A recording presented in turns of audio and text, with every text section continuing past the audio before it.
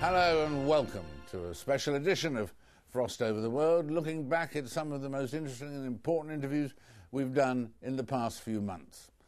World news in 2011 has been dominated, of course, by the Arab Spring, the Jasmine Revolution, the Arab Awakening, call it what you will.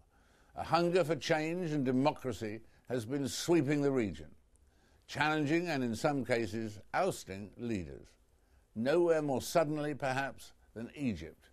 In the week which saw the departure of President Mubarak, I spoke to the leading opposition figure at the time, Mohamed ElBaradei, from his home in Cairo. He told me of his recent remaining fears.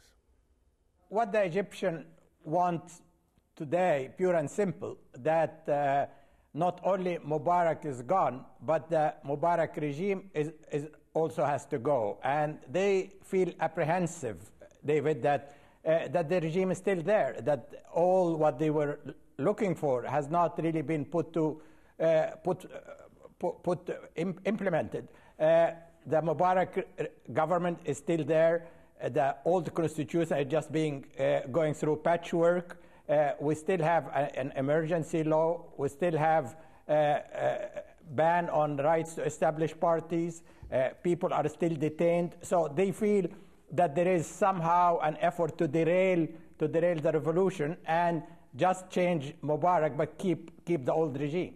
And that's why you have 3 million people today in the Tahrir Square saying, well, we need to see our overall objectives, which is a second republic, if you like, being put into place.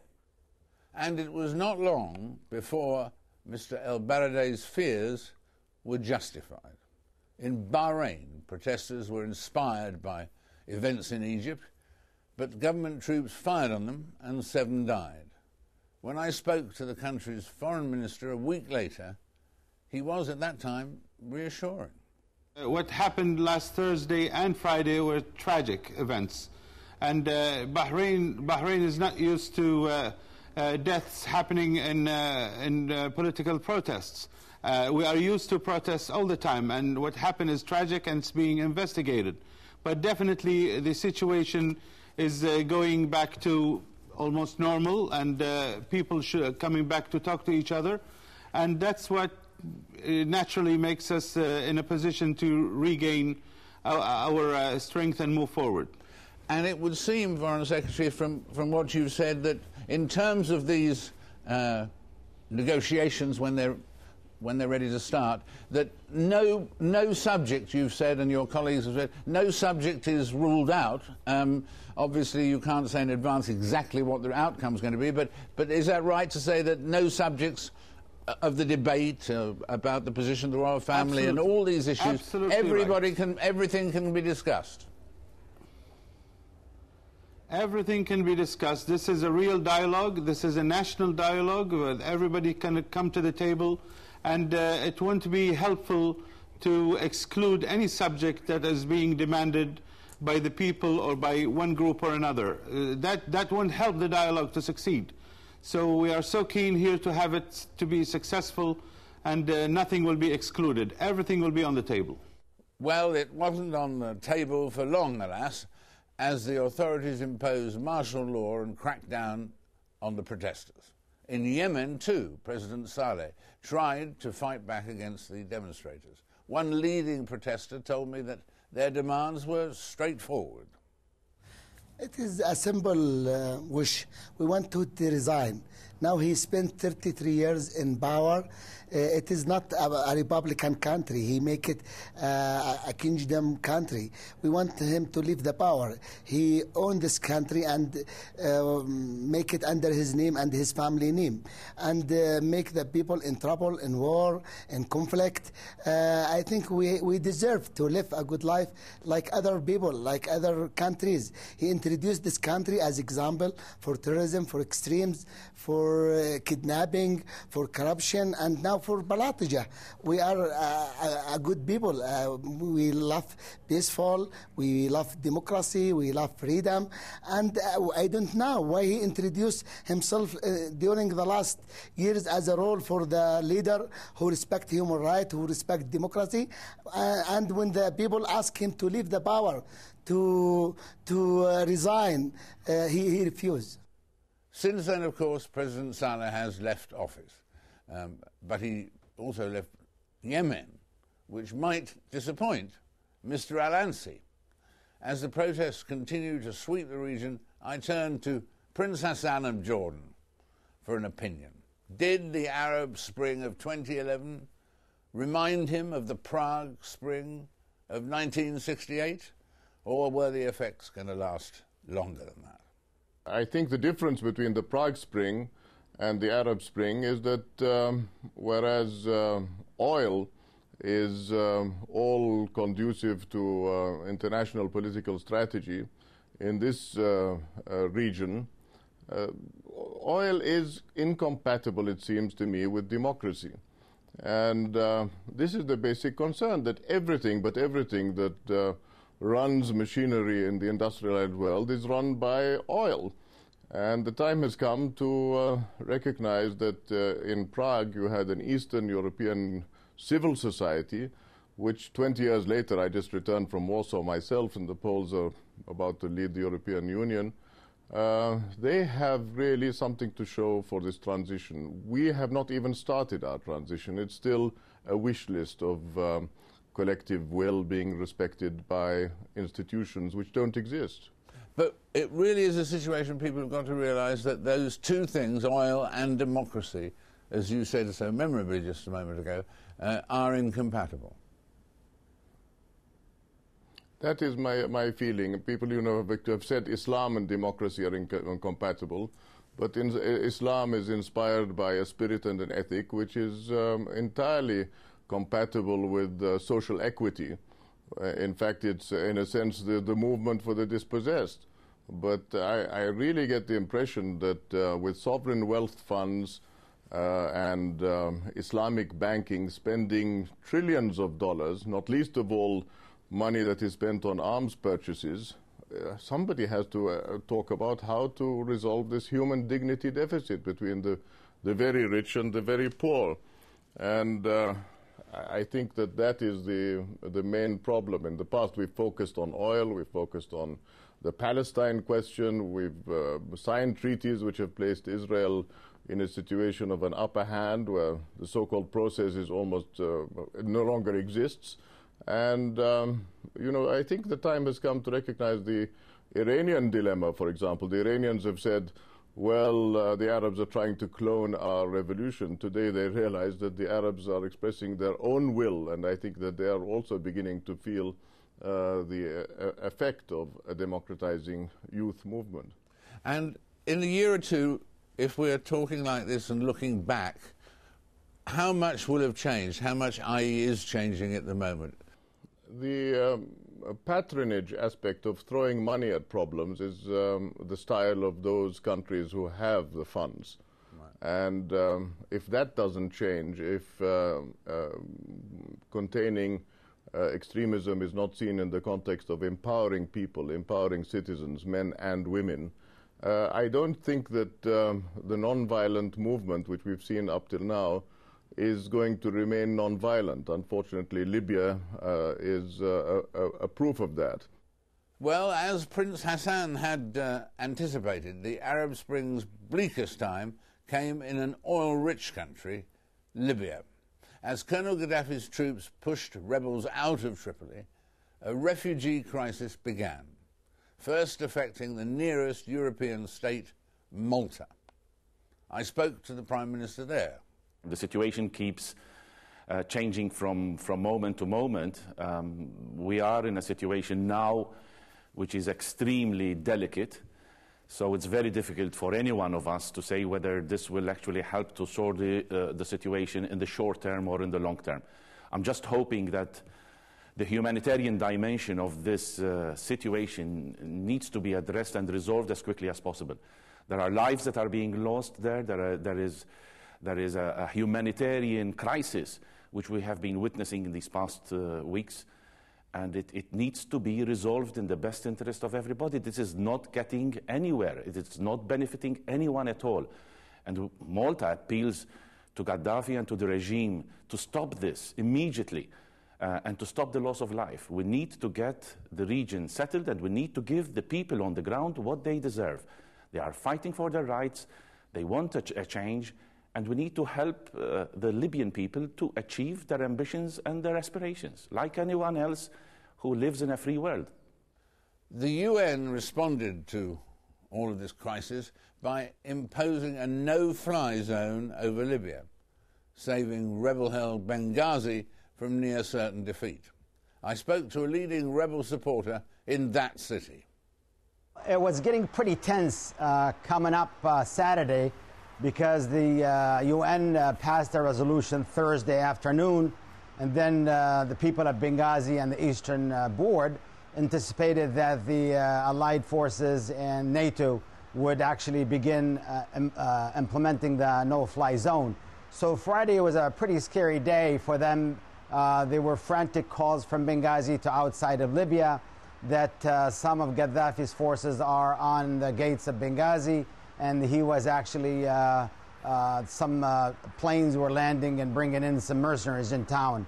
But as the French fighters began to hit Gaddafi's forces on the outside of Benghazi, everybody's relieved, and I would say from last weekend until today, everything is looks very safe. Everybody's happy that there's no more threat.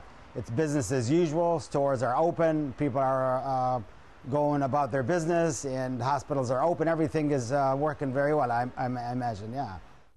But what was NATO's intention? I asked the Secretary General himself. We have done all the necessary planning, and from tomorrow morning we will be ready to take over the unified command of this operation. Do you think that the UN troops, the NATO troops, will be tempted to arm the rebels?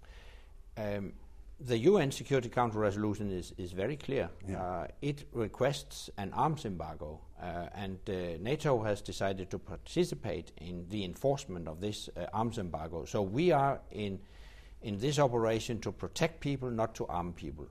Can individual NATO troops or individual NATO countries, can they come up with ideas that will then be pursued, or will it all come from HQ?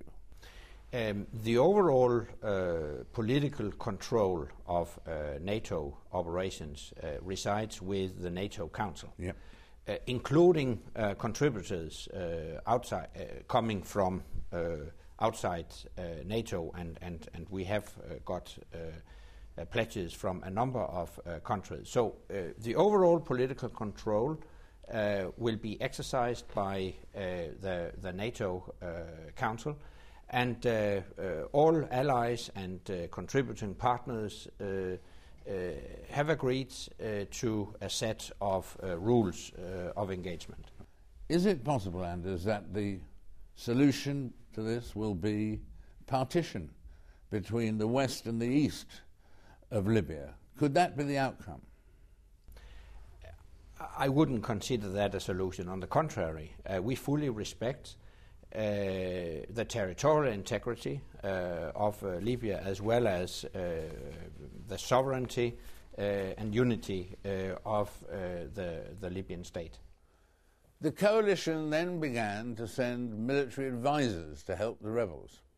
I asked Libya's Crown Prince, exiled by Colonel Gaddafi, if he welcomed that move. I support any things which is make my people safe. People inside, they are dying every day, and Gaddafi and his troops killing people every day, and they're in danger. So what I support any action which is make my people safe.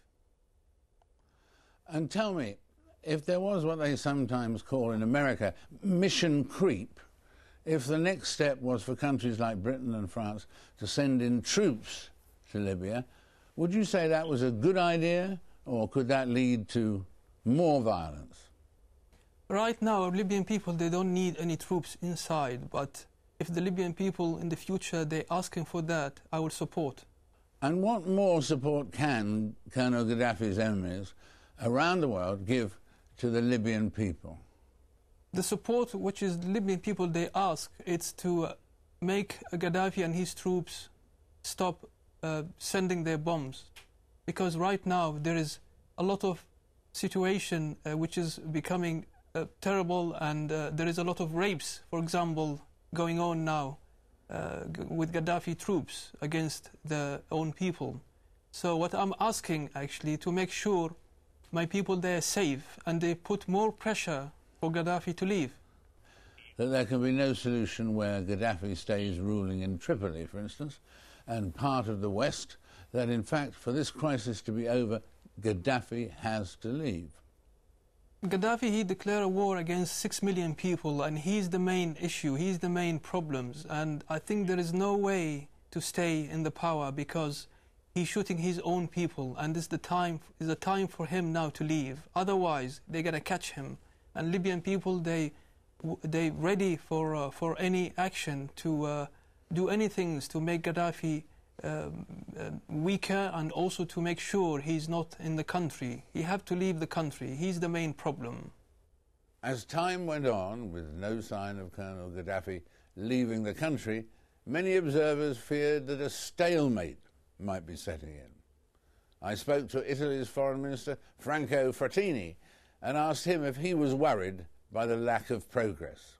I think, first of all, NATO has been doing a lot in order to stop violence, to block all the horrible crimes that Gaddafi was committing in many cities in Libya.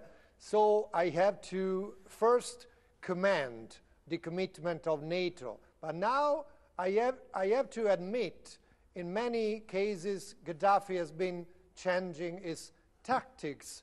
For example, by putting tanks in the streets, in a very populated areas, and that makes a bit more difficult airstrikes, air-to-ground attacks, exactly because he is hiding tanks in the populated areas. This is not a stalemate, but is something we have to face in the very near future. I see, right. Because, of course, you are only one of 3 countries that recognise the opposition in Libya. And you met the Libyan opposition leader on Tuesday of this week, in fact. Yes. Mr. Mustafa Abdel Jalil. Yes. How did the conversation go? Well, it did. It was a very good conversation. He presented a thorough picture of the situation in Libya. He described the massive crimes committed by the regime, particularly around the city of Misurata, which is really a martyr city under the horrible siege. And then he described the developments that are quite good, because an increasing number of people understood that Gaddafi not only is not longer a possible interlocutor, but is committing horrible crime against his own people. With all the attention on Libya, there was always a danger that the West might not give sufficient attention to violent events elsewhere in the Arab Spring. That was certainly the view of Ribal al-Assad, first cousin of Syria's president, but now a fierce critic of the regime. Indeed, the regime had suggested that he was orchestrating the protests, something he was quick to deny.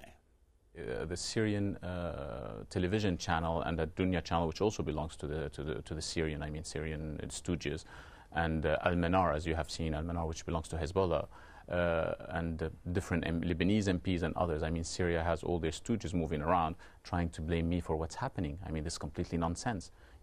The Syrian government should have understood, that first the people in Tunisia rose up against their dictators because they couldn't take it anymore. Then people in Egypt did the same thing, and then Libya, then Yemen. The Syrian government had time, to do reforms, to move towards reforms, but they did not. They refused to see it. They were still going on television and saying, "We are different from those countries. We are not Tunisia and Egypt. The people love us, and we, they understand that we are a country of resistance." I mean, this is completely nonsense. People are very smart today in Syria. They know very well what resistance are they talking about. Syria hasn't been in we had the state of emergency since 1963. I mean, since 1973, there wasn't any war, with Syria.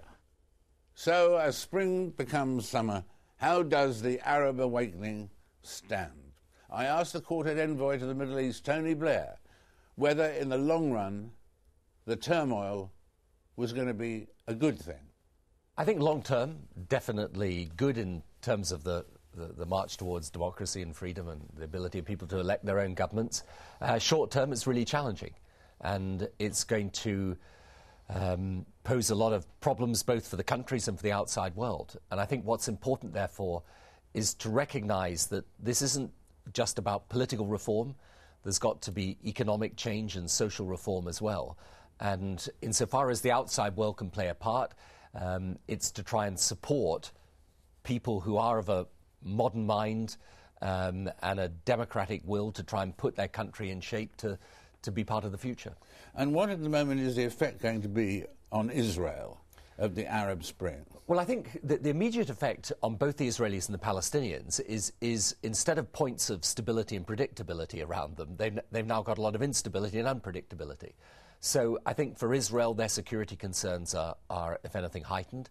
And for the Palestinians, their worries about what will happen, will they get statehood, are even more pronounced. And although some people say because of these internal issues, it's going to be very difficult to make progress, I think it's precisely now at this moment that it's all the more urgent that we set out a framework for resolving this issue and for achieving a secure state of Israel and a viable and independent state of Palestine.